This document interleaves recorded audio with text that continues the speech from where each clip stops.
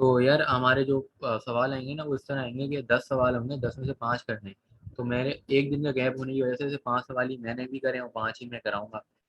जब जो 5 टॉपिक है जो कि पेपर के लिए इम्पोर्टेंट है। तो पहला टॉपिक हमारा है आई एन वैल्यूज और आई एन वेक्टर्स का। ये हमारा टॉपिक है। अब इसके अंदर ना तुम लोग को मैट्रिक्स गिवन होगा, ये जिस तरह गिवन है मैट्रिक्स ए, ये गिवन है। और इसका जो पार्ट बी इसके अंदर ये बोला गया कि जो मैट्रिक्स ए है वो डायगोनलाइज हो सकता है नहीं हो सकता।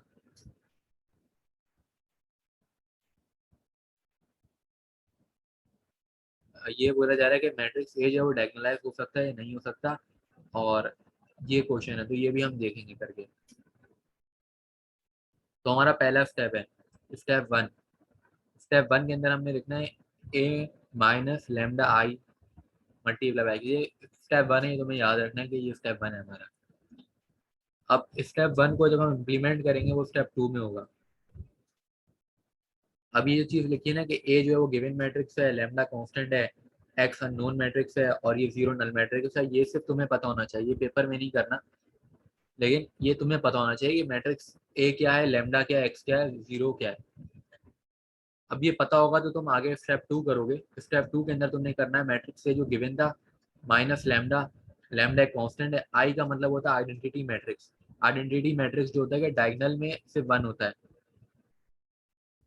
डायगोनल में वन होता है, बाकी सारे एलिमेंट जीरो होते हैं। और जो एक्स है ये अननोन मैट्रिक्स है। अननोन मैट्रिक्स का मतलब ये कि ये 1/3 का मैट्रिक्स है, इस ऑर्डर का मैट्रिक्स है।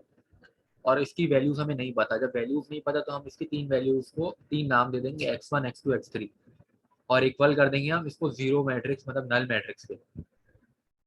तो स्टेप टू ये है। स्टेप वन हमारा ये था कि ये हमने बताना है कि स्टेप वन है, स्टेप टू में इसको करके दिखाना है और स्टेप आगे आते हैं। अब इसको सॉल्व करना है।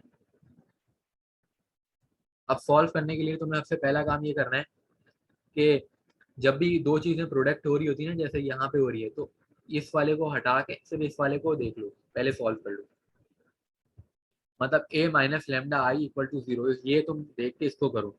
अब ए जो है वो मैट्रिक्स ये है तुम्हारा, ये मैट्रिक्स है ए तुम्हारा, ठीक है, जो गिवन है। और लेमडा कांस्टेंट है और आइडेंटिटी मैट्रिक्स ये है। अब तुमने करना क्या है, यहाँ पे तुमने डायरेक्ट ये मैट्रिक्स बनाना है। अभी डायरेक्ट बनेगा ऐसे कि देखो ये डायगोनल वाले एलिमेंट जो है ना ये तुम्हारे इधर जो है, सिर्फ यही एलिमेंट यहाँ पे चेंज होंगे मल्टीप्लाई होने से, क्योंकि बाकी तो जीरो है ना। मतलब ये कि जब लेमडा इधर मल्टीप्लाई होगा तो लेमडा तो सबसे मल्टीप्लाई होगा, लेकिन सब जीरो है तो वो कुछ भी नहीं होगा उधर। सिर्फ वन की जगह से होगा तो लेमडा आ जाएगा, यहाँ पे वन से होगा तो लेमडा आ जाएगा, यहाँ से वन से होगा लेमडा आ जाएगा।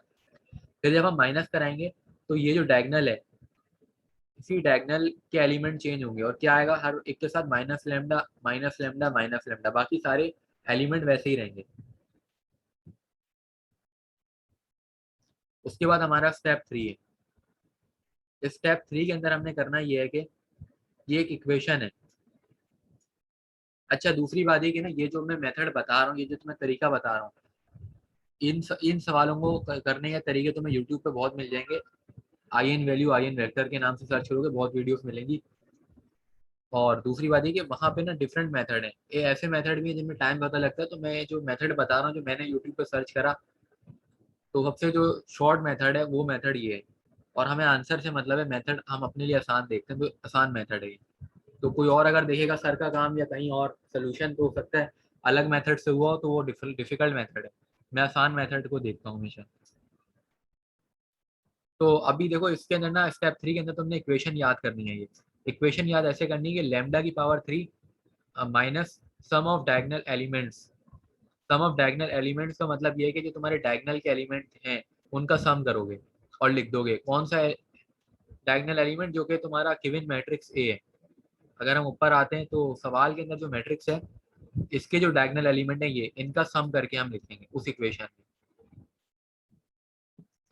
तो यहाँ पे आएगा सम ऑफ डायगनल एलिमेंट, फिर लेमडा स्क्वायर, फिर प्लस आएगा, और फिर सम ऑफ डायगनल माइनर्स। अब डायगनल माइनर्स निकालने का एक तरीका होता है, वो तरीका अभी नीचे हुआ भाई यहाँ पे कैलकुलेटिंग डायगनल माइनर्स। ठीक है। उसके बाद यहाँ पे लैम्डा आ जाएगा स्मॉल, वो क्या कहते हैं, सिंगल आ जाएगा, मतलब पावर नहीं आएगी, और माइनस होगा डिटर्मिनेंट ऑफ ए।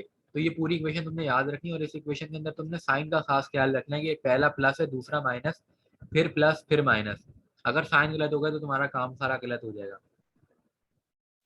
तो सम ऑफ डायगोनल एलिमेंट जो है ना, ये हमने लिखा हुआ है यहाँ पे कि sum of diagonal element of a is equal to 3। ये तुम्हें अगर वापस में ऊपर जाऊं तो ये तुम डायरेक्ट कर लोगे सम इनका, 1 + 2 + 3, ये डायरेक्ट तुम्हारा 3 आ जाएगा। उसके बाद हम नीचे आते हैं, तो हमने यहाँ पे 3 लिखा हुआ है, आ गया। उसके बाद हम कैलकुलेट कर रहे हैं डायगोनल माइनर्स। अब डायगोनल माइनर्स का मतलब ये होता है कि 1 1 2 2 और 3 3, ये कैसे निकलता है, ये ऐसे निकलेगा कि ना तुम्हारा जो मैट्रिक्स ए है उसका तुम 1 1 निकालोगे। अब 1 1 निकालने का मतलब ये है कि तुमने 1 1 क्या है, 1 1 ये इस पॉइंट को कहेंगे ना, 1 1 इस पॉइंट को। और हमें एक टेक्निक पता है जो कि हमने इंटर में, टेक्निक जो हमने इंटर में सीखी थी, वो टेक्निक ये थी कि अगर हम इसको टारगेट करेंगे तो जब हम मैट्रिक्स बनाएंगे तो हम इस इसके नीचे वाले नंबरों को नहीं सिलेक्ट करेंगे और इधर के नंबरों को सिलेक्ट नहीं करेंगे, और ये जो होंगे ना ये वाले, इनका एक मैट्रिक्स बना लेंगे, तो वो होगा 1 1 का मैट्रिक्स। इसी तरह जब हम 2 2 2 वाले पर आएंगे जो कि 2 2 होगा, 2 2 जो होगा ना हमारा, वो सेंटर होगा ये वाला, ये होगा। जब हम इस पे आएंगे तो वो उसके लिहाज से करेंगे।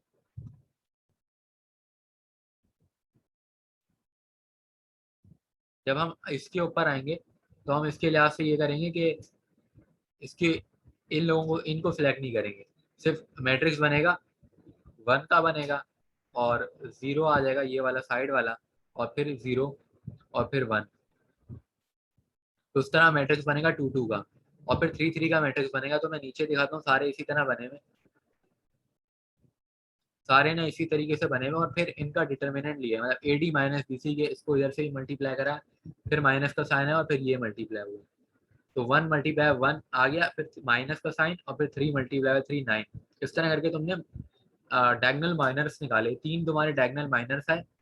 अब डायगोनल माइनर्स निकालने के बाद इन सबका सम करा तुमने, तो तुम्हारा सम ऑफ डायगोनल माइनर्स आ गया।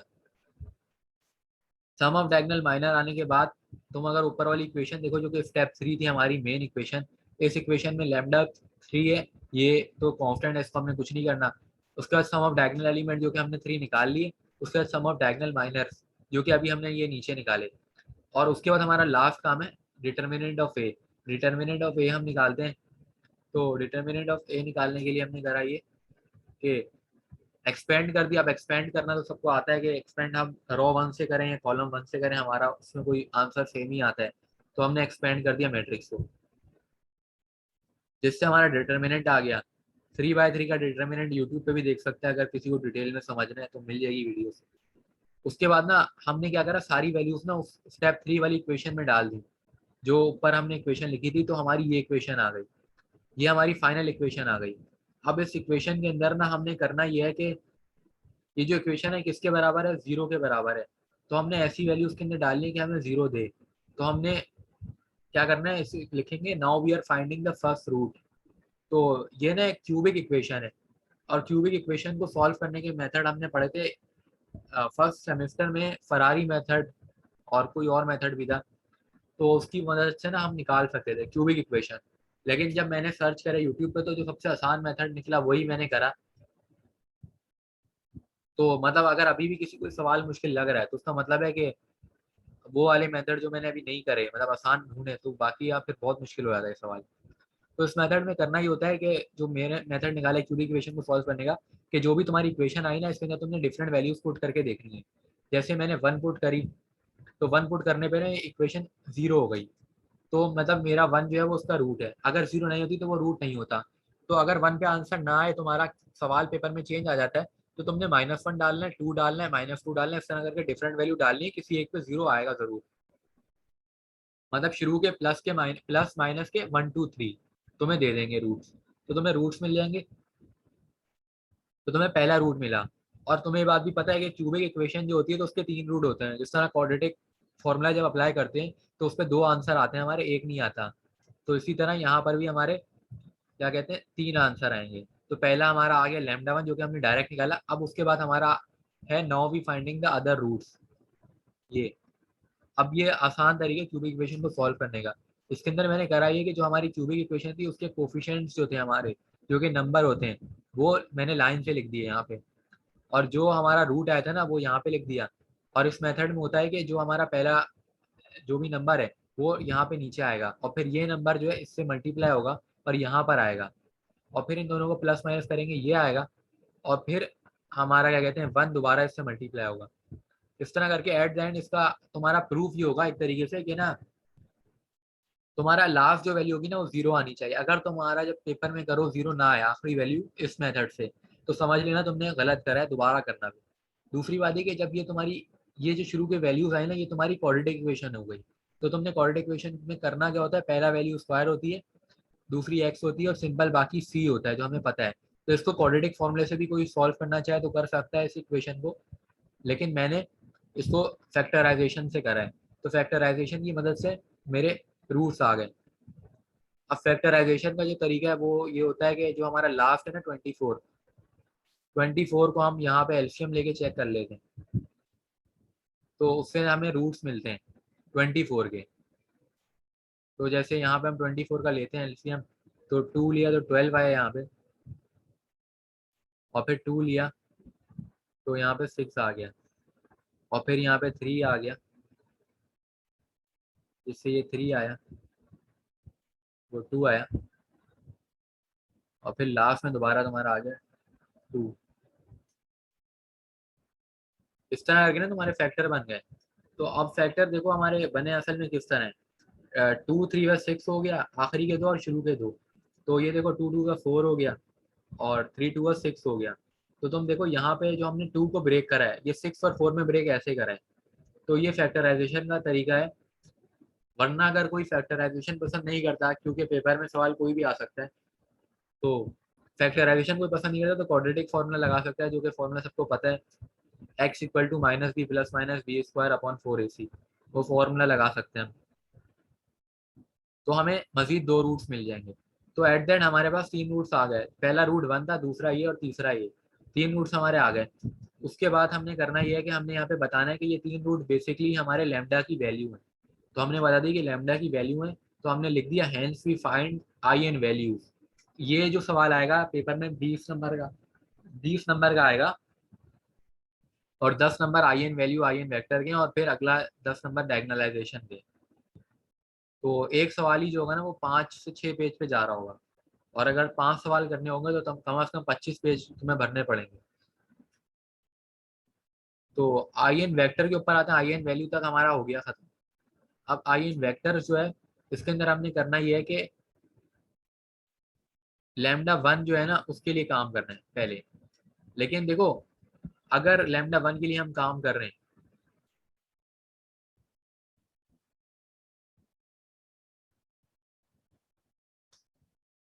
अगर हम लैम्डा 1 के लिए काम कर रहे हैं तो हम यहाँ पे काम कर नहीं सकते। हमने लिखा नॉट पॉसिबल। उसका रीजन ये कि ये जो लैम्डा 1 जब हमने पुट करा, कैसे करा, हमारी ऊपर एक फॉर्म थी,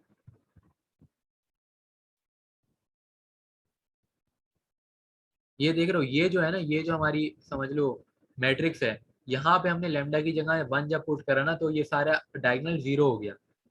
ठीक है, तो हम आई एन वैल्यू हम निकाल चुके हैं। आई एन वेक्टर जब हमें निकालना होता है ना तो हमें इस वाले को याद रखना होता है, इसको भूलना नहीं होता, और इसके अंदर ना लैम्डा की वैल्यू डालते हैं। लैम्डा की वैल्यू वही होती है जो हमारी आई एन वैल्यू आए, जो रूट्स आए हमारे थी। तो हमने यहाँ पे 1 डाला तो 0 हो गया, और अगर कभी भी डायगोनल सारी 0 हो जाए ना तो उसका हम सोल्यूशन नहीं कर सकते। तो जिसकी वजह से हमने आगे लिख दिया कि नॉट पॉसिबल, इसका सोल्यूशन पॉसिबल नहीं है। तो फिर हमने क्या करा, लैम्डा की वैल्यू डाली -4 जो कि हमारा सेकंड रूट था, वो डालने के बाद हमारे डायगोनल 0 नहीं आए, तो हमारा सोल्यूशन हो सकता है। तो हमने सोल्यूशन करा। अब सोल्यूशन करने के लिए यहाँ पे क्रैमर्स रूल लगा है। ठीक है, अब क्रैमर्स रूल यहाँ पे लग सकता है और मैट्रिक्स रूल भी लग सकता है। अब मैं ये चीज सोच रहा था कि हमने मतलब मैट्रिक्स से लेकर यूनिवर्सिटी के फर्स्ट सेमेस्टर या फर्स्ट ईयर की मैथ्स जितनी भी लगाई थी ना सारी इकट्ठा लीनियर अलजेब्रा में आ गई है, क्योंकि मैट्रिक्स भी आ गए यहाँ पे, और फरारी मेथड भी अगर कोई लगाना चाहे वो लगा सकता है, जो कि 4 पेज का सिर्फ फरारी मेथड है। और क्रैमर्स रूल, मैट्रिक्स रूल भी सबको पता है 3 पेज तो लेता है, तो 10 पेज पे भी सवाल जा रहा है ये। तो ये सब्जेक्ट आसान नहीं है। तो अभी हम क्रैमर रूल के ऊपर आ जाते हैं। क्रैमर रूल लगा रहे हैं हम। क्रैमर रूल लगाने के लिए हमें करना ये होता है कि ये जो ऊपर हमारी दो, ये जो ऊपर वाली वैल्यू है, इससे हमने एक इक्वेशन क्रिएट करी।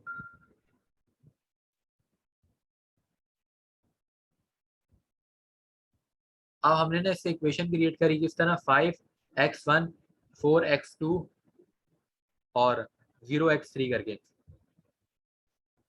और फिर हमने नीचे वाले से एक इक्वेशन क्रिएट करी। अब यहाँ पे सवाल आएगा लोगों के जहन में कि क्रैमर रूल हमने मैट्रिक में अलग तरीके से पढ़ा था या अलग होता है, लेकिन ये क्रैमर रूल में भी टाइप होती है। जो आसान तरीका है मैं वो कर रहा हूँ, लंबा वाला तरीका 4 पेज पे जाएगा। तो अगर हम ग्रामर और फरारी लगा देंगे ना वो वाला, तो फिर हमारा ये 15 पेज पे सवाल चला जाएगा। तो उस तरह नहीं करना, हमने शॉर्टकट के तरीके से हम कर रहे हैं। तो ग्रामर रूल का जो तरीका है, हमने 2 इक्वेशन बनाई ताकि ना हमारे लिए काम जल्दी आसान हो। और अब ये जो हमारी आई ना इक्वेशन, इससे हमने मैट्रिक्स बनाए। अब देखो x1 जब हमने यहाँ पे लिखा ऊपर, लेकिन इसके नीचे जो मैट्रिक्स बना है, ये बना है x1 के अलावा सब कुछ लेने के बाद। मतलब अगर तुम x1 लिख रहे हो ना यहाँ पे ऊपर, तो नीचे जो मैट्रिक्स बनेगा वो बनेगा 4 5 0 और 3। उसकी वजह यह है कि तुमने x1 ले लिया ऊपर, तो नीचे x1 की कोई भी वैल्यू नहीं आएगी। इसी तरह यहाँ पे x2 लिया, लेकिन यहाँ माइनस का साइन बहुत इंपॉर्टेंट है, अगर माइनस का साइन नहीं लगाए तो गलत हो जाएगा काम। और उसके बाद तुमने क्या करा, ये साइड की 2 वैल्यूज ली, क्योंकि 2 वाली वैल्यू नहीं लेंगे, तो उनसे हमने एक और मैट्रिक्स बनाया। फिर x3 की लिए भी हमने यही करा कि ये इन दो का मैट्रिक्स बनाया नीचे, और फिर इन सब का डिटर्मिनेंट लिया, तो हमें ये मिल गया 12 15, और इस तरह करके एट द एंड हमारी वैल्यू आई ये। ठीक है, ये वैल्यू आई हमारी। और ये वैल्यू आने के बाद हमने करा ये। यार आतिफ, क्रैमर रूल से दोबारा बताना। ग्रामर रूल में करा ये है कि जो हमारा ऊपर मैट्रिक्स था ना, उससे हमने इक्वेशन बनाई 2।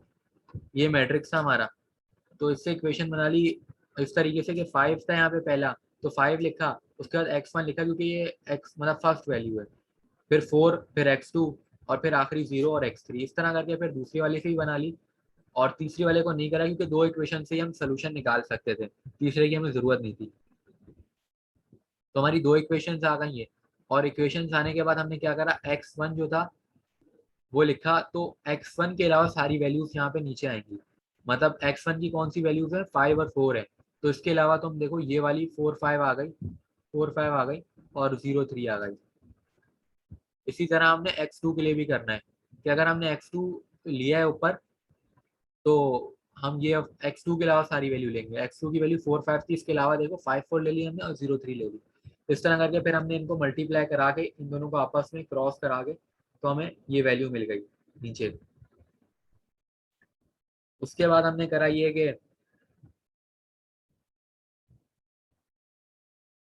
ये जो सारी वैल्यूज है ना, ये आपस में मतलब एक ही टेबल में आती हैं, तो हमने इनको सिंप्लीफाई कर दिया। जैसे 3 4 का 12, और 3 5 15, और 3 3 का 9, जिसकी वजह से मजीद सिंप्लीफाई हमने कर दिया। तो मजीद सिंप्लीफाई हो गई है, तो हमारा ये वैल्यू आ गई। मतलब x1 x2 x3 का एक नया मैट्रिक्स बन गया हमारा ये। अब हमारा ये देखो हमने निकाला क्या है, ये जो मैंने लिखा ना x के साथ 4 स्मॉल में, इसका मतलब ये कि यहाँ पे ना लैम्डा की वैल्यू हमने 4 रखी थी, तो उसकी वजह से हमें आई एन वेक्टर ये मिला है। और लैम्डा की वैल्यू हमारी थी 3। पहली वैल्यू पे तो हमारा सोल्यूशन पॉसिबल नहीं था, दूसरी वैल्यू पे था पॉसिबल, तो हमने निकाल ली। अब तीसरी वैल्यू पे हम निकालेंगे 6 रख के। जब 6 रखा हमने, तो तब भी हमारी डायगोनल 0 नहीं आई। अगर डायगोनल 0 आ जाती तो हम लिखते थे सोल्यूशन नॉट पॉसिबल। लेकिन यहाँ पे भी क्रैमर रूल्स लगेगा, और जो ऊपर मैंने मेथड बताया वही मेथड लगेगा यहाँ पे कि ये इनसे इक्वेशन बनाई तुमने 2 ऊपर वाली दोनों से, और फिर दोनों सेम वही तरीके से तुमने यहाँ पे क्रैमर रूल लगा के तुमने ये वैल्यू निकाल ली। वही मेथड यहाँ पे लगा है, कोई उसमें न्यू चीज़ नहीं है। उसके बाद जो है हमारा,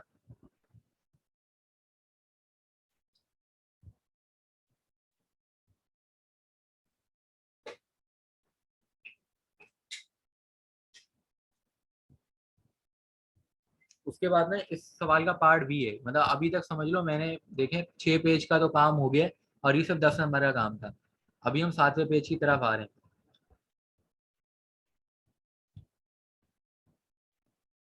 छठे पेज की तरफ आ रहे हैं। तो समझ लो ये हमारा है पार्ट बी। अब इस पार्ट के अंदर हमें बोला गया कि डायगोनलाइजेशन करो। अब हमने करना ये यहाँ पे कि हमने ना x1 x2 x3 तीनों के निकाल लिए थे, मतलब आई एन वेक्टर लिखा हुआ है कि मैंने we know eigen vector. तो इससे ना हमने एक मैट्रिक्स बना दी जिसको हम मैट्रिक्स पी बोलेंगे। तो ये हमारा मैट्रिक्स बन गया। और फिर हमने ए इनवर्स निकालना है, पी इनवर्स निकालना है, पी इनवर्स है। पी इनवर्स आएगा 1 अपॉन डिटर्मिनेंट ऑफ ए और एडजॉइंट ऑफ ए। उसके बाद हमने करा ये कि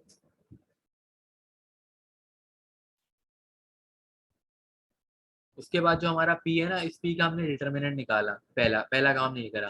पी को हमने डिटर्मिनेंट जब निकाला ना, तो डिटर्मिनेंट हमारा आ गया 0।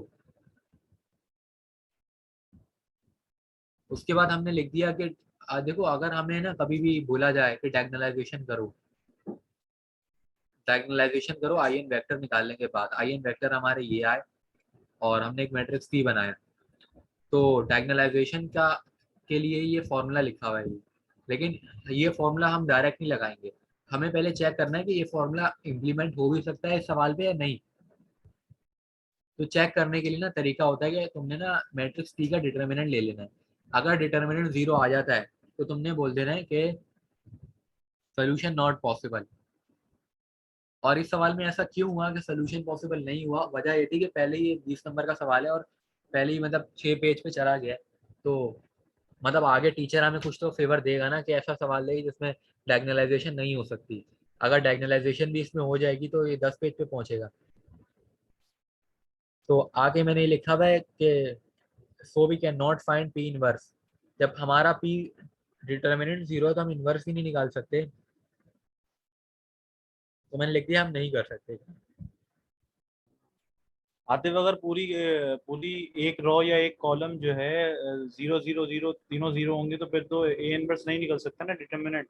हाँ नहीं निकल सकता ना, लेकिन फिर भी हमने करके तो दिखाना है ना कि हमने ट्राई करा है जो मेथड है। अच्छा, मतलब डायरेक्ट भी लिख सकते हैं कि नहीं निकल सकता।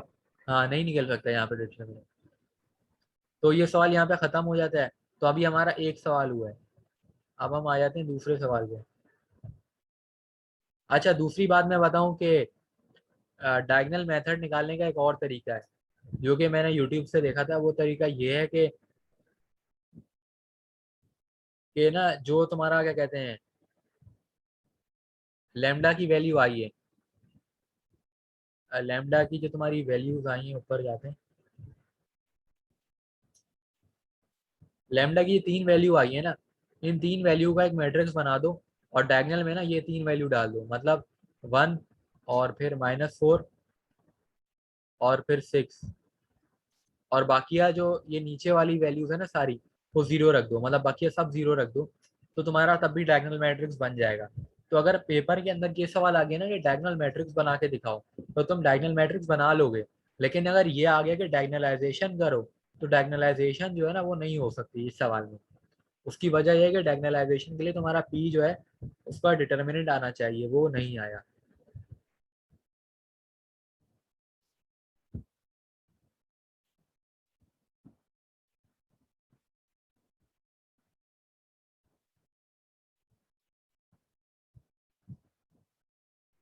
अब ये क्वेश्चन नंबर 2 है, ये भी उसी की तरह है।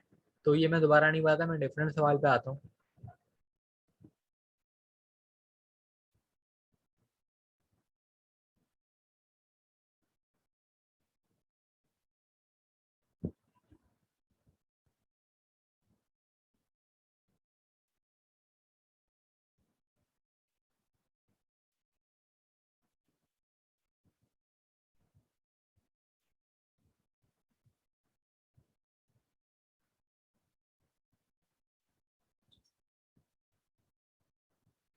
अच्छा अब भी एक सवाल है जो कि इम्पोर्टेंट सवाल है।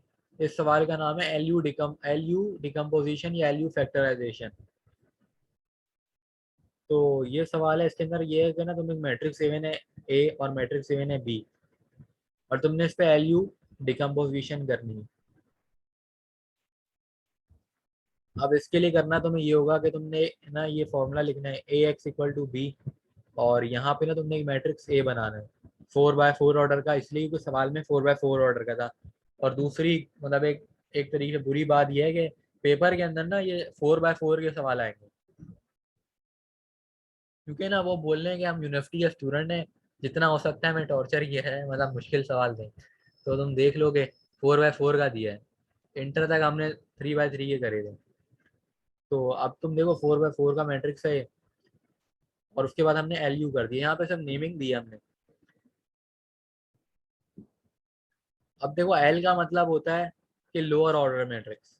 लोअर ऑर्डर का मतलब ये है कि डायगोनल के नीचे के जो एलिमेंट है ना वो जीरो नहीं हो सकते, और ऊपर वाले सारे जीरो हैं। डायगोनल से ऊपर के एलिमेंट देखो सारे जीरो हैं, और जो नीचे के ना वो जीरो नहीं है, तो इसलिए इसको एल कहते हैं।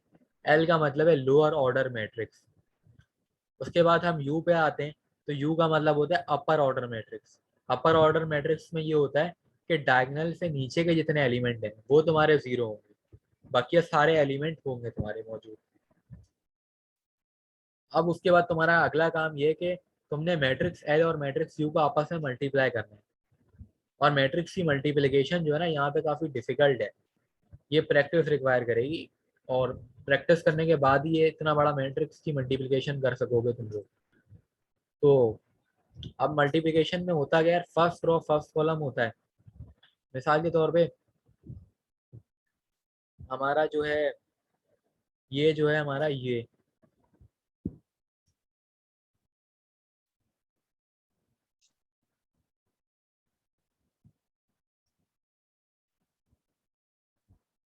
हमारा जो फर्स्ट रो है फर्स्ट कॉलम की मल्टीप्लिकेशन हमने करी है। तो अब ये मैं मल्टीप्लिकेशन में नहीं बता रहा क्योंकि काफ़ी डिफिकल्ट है, इसको तुम ना 4x4 ऑर्डर की मल्टीप्लिकेशन यूट्यूब पर सर्च करोगे मिल जाएगी। और वैसे भी हो सकता है बहुत सारे लोगों को आती हो कि दो मैट्रिक्स मल्टीप्लाई कैसे करते हैं। तो सिंपल मल्टीप्लिकेशन है। अब मल्टीप्लिकेशन करने के बाद ना तुम्हारा अगला काम ये है कि तुमने ना यहाँ पे जो ये U11 है कंपेयर करा मैट्रिक्स जो गिवन था ऑर्डर 4x4 का उससे। तो ऑर्डर बाय 4x4 का जो मैट्रिक्स गिवन था ना उधर था तुम्हारा ये वाली वैल्यू 1, तो उससे कंपेयर करके निकाली। इस तरह U12 कंपेयर करके निकाली, U13 कंपेयर करके निकाल दी, U14 कंपेयर करके निकाल दी। लेकिन जब तुम नीचे आए ना तो नीचे तुमने क्या है, नीचे तुम्हें U11 की वैल्यू पहले से पता थी, इस इधर तुमने पहले निकाल ली, तो U11 की वैल्यू इधर डाली, और ये इधर मल्टीप्लाई हो रही है ना इससे। तो जब हम कंपेयर करेंगे इसको उधर जो वैल्यू होगी उससे, तो ये वाली U11 की वैल्यू डिवाइड होगी। खैर यहाँ पे हमारी गुड लक है कि U11 की वैल्यू 1 है, तो उससे कोई चेंज नहीं आया। तो डायरेक्ट कंपेयर करके हमने एल इसकी वैल्यू 2 निकाली। तो आगे चल के ना हमने सिर्फ वैल्यूज डालनी है, मतलब जो जो ऊपर वाली हम निकालते जाएंगे ना वो इस इक्वेशन में डालते जाएंगे।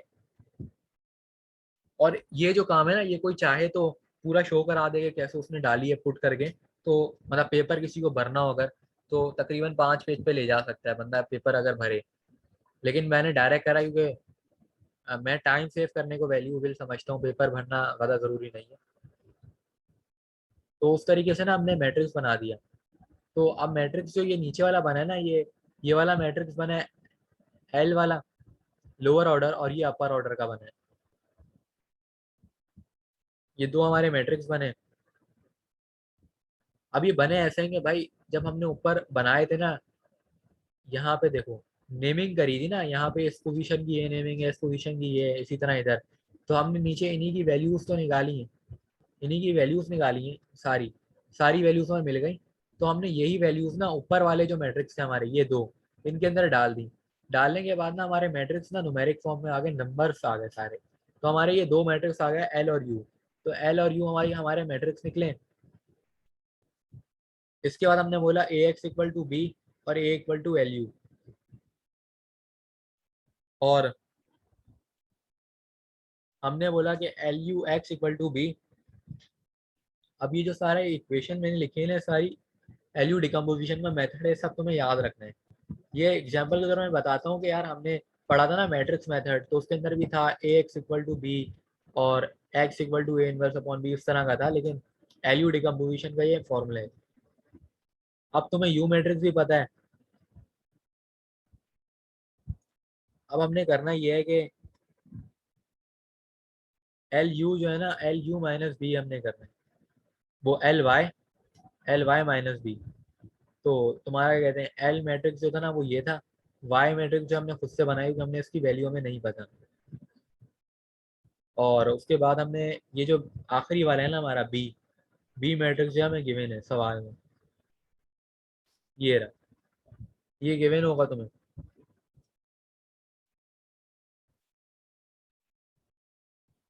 तो ये मैट्रिक्स तुम्हें गिवन है।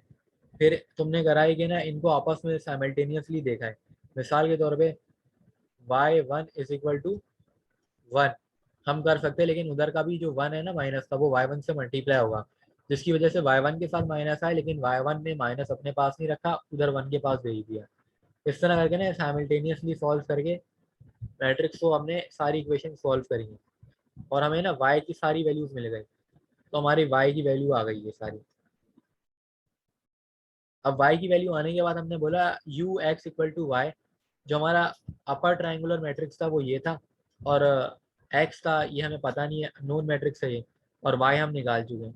अब ये इसकी मदद से ना हमारी सारी x की वैल्यू आ गई। अब हमने इसको सॉल्व करा तो हमारी x की वैल्यू आ गई, तो ये हमारा काम खत्म। तो कहने का मकसद ये कि इस सवाल के अंदर बेसिकली हमारा टारगेट ही x था, लेकिन ये बहुत लंबी कहानी थी कि पहले तुमने करना ये है कि u निकालो। मैं इस सवाल का रिव्यू देता हूँ। ये सवाल एक डिफिकल्ट सवाल मुझे लगा है, और लीनियर अलजेब्रा के सारे सवाल ही मुझे मुश्किल ही लगे। मैं बोलता हूँ इससे आसान एक्चुरियल मैथ थी, कि वहाँ का मेथड तो सेम था ना। इधर तुम पिछला सवाल जो भी मैंने कराया था उसका मेथड देखो, और इधर देखो एक चीज़ भी सेम नहीं है। तो इधर तो सिमिलरिटी कुछ भी नहीं है एक सवाल में। तो देखो सवाल के अंदर ना तुम्हें ये गिवन होगा मैट्रिक्स ए और बी, और एल यू डिकम्पोजिशन के अंदर तुम्हें करना ये है कि लोअर ट्रायंगुलर मैट्रिक्स कहते हैं इसको, और एक को अपर ट्रायंगुलर मैट्रिक्स कहते हैं। तो तुमने दोनों निकाल लिए। अब दोनों के ना ये समझ लो फॉर्मूला है, ये एक समझ लो कि फॉर्मूले की तरह है, कि दोनों तुमने याद रखने हैं, ये भी और ये टेबल भी। उसके बाद इन दोनों की मल्टीप्लिकेशन भी तुमने प्रैक्टिस करनी है। मल्टीप्लिकेशन प्रैक्टिस करने के बाद ये पूरा मैट्रिक्स बनेगा, और इस मैट्रिक्स को तुमने ऊपर वाले मैट्रिक्स से कंपेयर करके ये सारी वैल्यूज निकालनी है। जब ये सारी वैल्यूज तुम निकाल लोगे, सारी वैल्यूज निकालने के बाद तुम्हारा एल और यू आ जाएगा, मतलब अपर ट्रायंगुलर और लोअर ट्रायंगुलर। वो निकालने के बाद ये जो तुम्हारी इक्वेशंस हैं ये तुमने याद रखनी है। और इन इक्वेशंस का मकसद ये कि अगर ये इक्वेशन तुम्हें याद है तो ये इक्वेशन तुम्हारा मेथड है। मेथड से मतलब ये कि तुमने स्टेप बाय स्टेप यही चीज़ें फॉलो करी हैं, तो तुम्हें एट द एंड एक्स मिला है। अब मैं दिखाता हूँ किस तरह से करी है। तुमने बोला कि l y equal to l y minus b, वो equal to b, l y is equal to b है ये। तो l y equal to b करा, और एल जो था लोअर ट्रायंगुलर मैट्रिक्स था ये लिखा, और वाई कांस्टेंट था, और वो बी गिवन था। इनको सॉल्व करके तुमने वाई की सारी वैल्यूज निकाली। जब तुम्हारी वाई की वैल्यूज आ गई तो तुमने उसके बाद करा ये कि U x equal to y, तो तुमने एक्स की वैल्यू निकालनी और तुम्हारा काम खत्म हो गया। तो एट द एंड तुम्हारा टारगेट एक्स था। तो इस सवाल की प्रैक्टिस करनी पड़ेगी काफ़ी ज़्यादा, तब जाके ये सवाल होगा। और मुझे भी इस सवाल में काफ़ी घंटे लगे थे, लेकिन ये मैंने पहले करे थे, तो अभी मेरे लिए आसानी है। तो अभी मीटिंग का टाइम खत्म होने वाला है, मैं दोबारा करता हूँ एंड करके।